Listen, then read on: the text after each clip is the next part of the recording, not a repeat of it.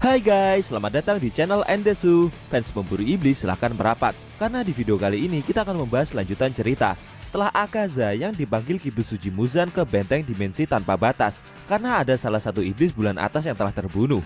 Lebih tepatnya kita akan mereview manga Kimetsu no Yaiba chapter 98 dan 99. Buat kalian yang belum lihat review chapter sebelumnya, bisa klik link di pojokan atas video ini ya. Dan buat kamu yang cuma ngikutin animenya atau tidak mau kena spoiler, Enkun sarankan mending stop videonya aja dari sekarang. Nah, di chapter 98 ini diperlihatkan para iblis bulan atas yang berkumpul untuk pertama kali setelah 100 tahun lamanya. Penasaran? Oke, langsung aja kita bahas. Let's go!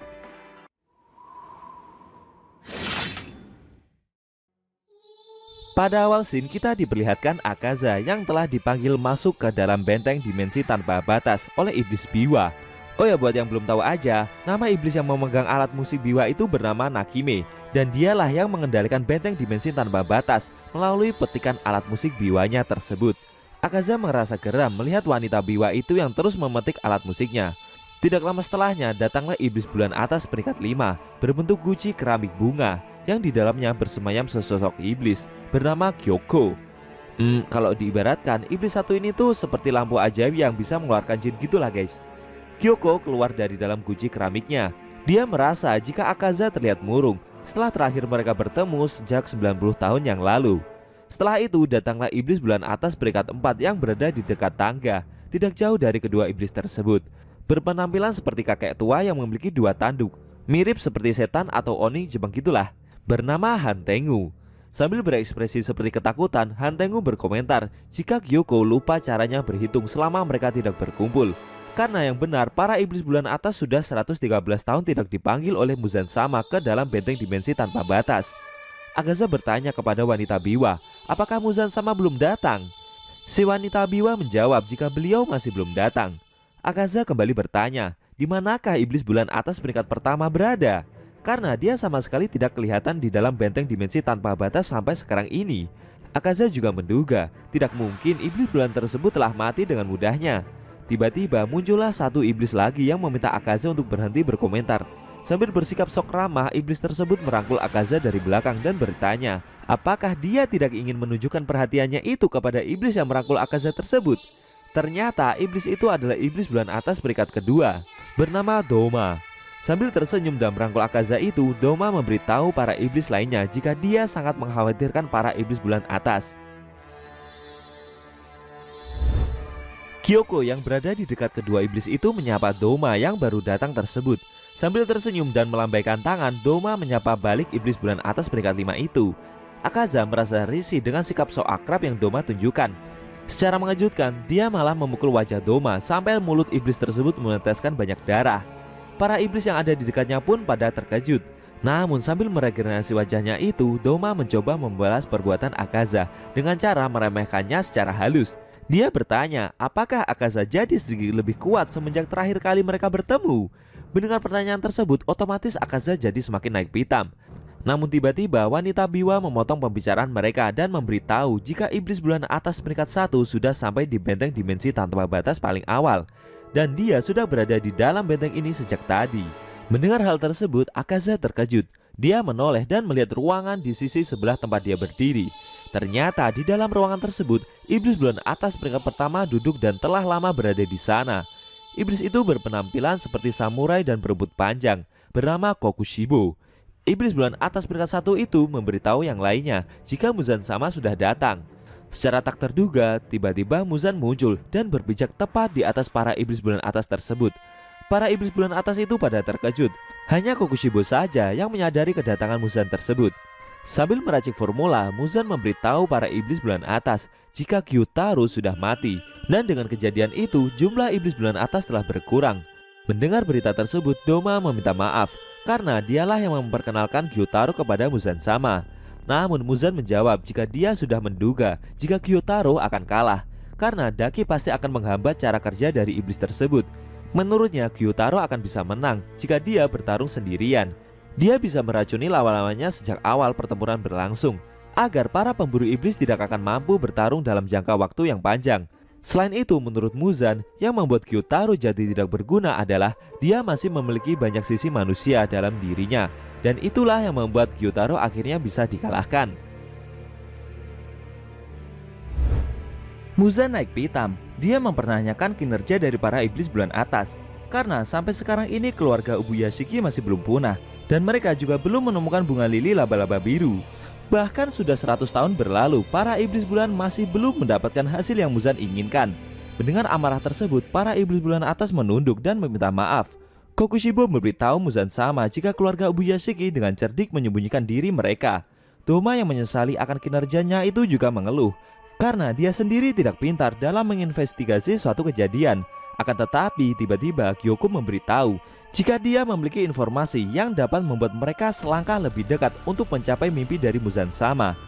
Muzan memotong pembicaraan tersebut dan secara mengejutkan dia malah memenggal kepala Gyoko. Namun iblis itu masih hidup. Saat ini amarah Muzan sedang berada di puncaknya, karena baru kali ini iblis bulan atas terbunuh setelah 113 tahun berlalu.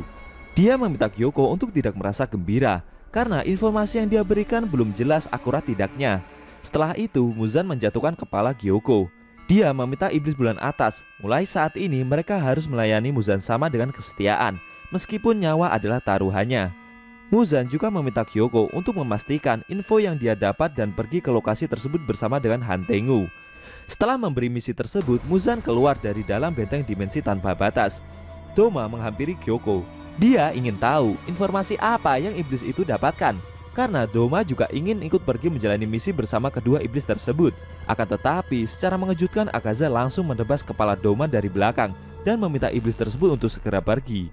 Dia memperingatkan Doma jika iblis bulan atas peringkat 2 itu tidak diberikan izin oleh Muzan sama untuk menjalankan misi kali ini. Namun secara tak terduga, tangan kiri Akaza tiba-tiba juga terpotong. Ternyata itu adalah serangan dari Kokushibo. Dengan gerakan yang sangat cepat, iblis bulan atas peringkat pertama itu menghampiri Akaza. Sambil mengeluarkan aura mengerikannya, dia memberitahu Akaza jika perbuatan iblis bulan atas peringkat 3 tersebut sudah berlebihan. Akaza yang dihampiri dengan gerakan kilat itu terkejut dan hanya bisa terdiam. Namun sambil meregenerasi kepalanya itu, Doma mencoba mendinginkan suasana dan berkata jika dia tidak mempermasalahkan apa yang baru saja Akaza lakukan kepadanya. Kokushibo menjawab jika dia merasa terganggu oleh sikap Akaza bukan untuk melindungi Doma, melainkan karena Akaza telah mengacaukan hierarki dan meretakkan hubungan seluruh bawahan para iblis bulan. Jika dia merasa terganggu oleh sikap Doma, Kokushibo menyarankan Akaza untuk mengajukan pertarungan darah demi bertukar posisi dengan Doma. Namun Doma menyanggah saran tersebut, karena bagi iblis bulan atas peringkat 2 itu, meski Akaza mengajukan hal tersebut, dia tetap tidak mungkin bisa mengalahkan iblis bulan atas peringkat 1 dan 2. Ditambah lagi, Doma menjadi iblis setelah Akaza, dan dia mencapai kesuksesan lebih cepat dari iblis bulan atas peringkat 3 tersebut. Mendengar ungkapan barusan, Akaza yang terdiam itu jadi semakin geram. Kokushibo kembali memberitahu Akaza jika sosok yang lebih tinggi harus memberi kelonggaran pada mereka yang lebih rendah dan tidak memarahi mereka karena masalah sepele. Dia meminta Akaza untuk mengerti maksud perkataannya tersebut. Setelah dimarahi seperti itu, Akaza merespon sikap dari Kokushibo sambil berkata jika dia pasti akan membunuh iblis bulan atas peringkat pertama tersebut suatu hari nanti. Setelah kejadian tegang tersebut, Kokushibo pun juga ikut keluar dari benteng dimensi tanpa batas. Doma kembali mengajak bicara Akaza dan memintanya untuk tidak terlalu memikirkan tentang apa yang Kokushibo katakan barusan. Tapi iblis bulan atas peringkat 3 itu malah segera pergi dari benteng dimensi tanpa batas pula. Setelah itu, Gyoko meminta wanita Biwa untuk membawanya ke tempat yang dia tuju bersama dengan Han Tengu. Mendengar hal tersebut, Doma kembali meminta untuk ikut dengan kedua iblis itu. Akan tetapi dengan petikan alat musiknya, wanita Biwa hanya mengirim Gyoko dan Han Tengu saja. Setelah itu, Doma juga dikirim balik ke dalam markasnya pula. Di dalam kediamannya itu, salah satu pelayan milik Doma masuk dan memberitahu jika para pengikutnya telah datang. Lalu Doma memakai mahkotanya dan bersiap untuk menyambut tamu yang sudah menunggunya itu. Scene berpindah ke beberapa ratus tahun yang lalu, di mana ada seorang pemuda yang mengunjungi kediaman sebuah keluarga. Di sana, pemuda tersebut disuguhi teh dan 2 nasi onigiri. Pemuda itu menggendong anak dari keluarga tersebut dan membuat si bayi tertidur pulas. Pemuda itu adalah Yorichi, sedangkan keluarga yang dia kunjungi adalah keluarga Kamado Sumiyoshi. Dia bisa dibilang adalah leluhur dari Tanjiro, guys. Wajah dari Sumiyoshi sangat mirip dengan Tanjiro, hanya saja dia tidak memiliki bekas luka di dahi. Si Sumiyoshi berterima kasih kepada Yorichi karena telah membantunya menidurkan anaknya. Sambil meminum teh yang disuguhkan, Yorichi berkata jika dia akan segera melanjutkan perjalanannya. Sumiyoshi meminta Yorichi untuk tidak perlu sungkan terhadapnya, karena sebelumnya Sumiyoshi juga berhutang nyawa kepada Yorichi. Si Yorichi yang meminum teh itu hanya terdiam dan tidak merespon apa yang Sumiyoshi katakan barusan. Setelah itu Sumiyoshi meminta Yorichi bercerita tentang kehidupannya, agar nantinya Sumiyoshi bisa menceritakan kisah tersebut demi generasi selanjutnya. Namun sayangnya Yorichi menolak hal tersebut. Sumiyoshi merasa kasihan kepada nasib yang Yorichi jalani. Selain itu dia juga masih belum memiliki keturunan. Menurut Sumiyoshi, mungkin mustahil baginya untuk membantu Yorichi meneruskan perjuangan pendekar pedang tersebut. Apalagi dia cuma seorang pembuat arang biasa. Namun Sumiyoshi yakin suatu hari nanti seseorang bisa meneruskan kekosongan dari perjuangan yang Yorichi ciptakan. Tapi Yorichi menyangka hal tersebut. Menurutnya mereka yang ahli akan selalu menemukan jalan menuju tempat yang sama. Meskipun waktu telah berubah, meskipun mereka mengambil jalan yang berbeda untuk mencapai hal itu, mereka akan selalu sampai pada tempat yang sama.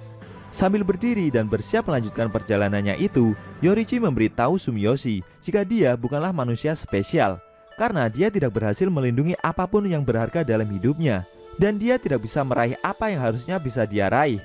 Sumiyoshi yang melihat hal itu meminta Yorichi untuk berhenti berkata demikian. Perlahan kejadian tersebut mulai memudar, dan setelah itu Tanjiro membuka matanya. Ternyata itu adalah ingatan masa lalu leluhur Kamado yang tersampaikan melalui mimpi Tanjiro. Si Tanjiro yang matanya berkaca-kaca itu akhirnya sadarkan diri, dan dia berada di dalam sebuah rumah sakit. Tidak lama kemudian Kanao datang.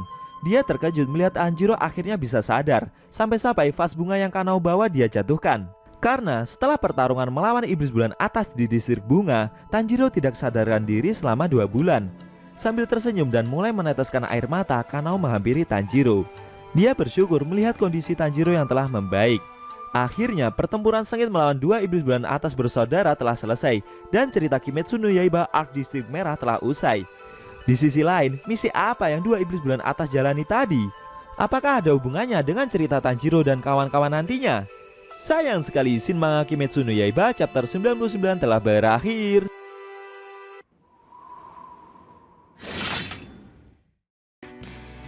Nah, itu tadi review manga Kimetsu no Yaiba chapter 98 dan 99 yang ending scene-nya memperlihatkan Tanjiro yang untuk pertama kali membuka mata setelah tidak sadarkan diri selama 2 bulan dari akhir pertempuran melawan iblis bulan atas bersaudara.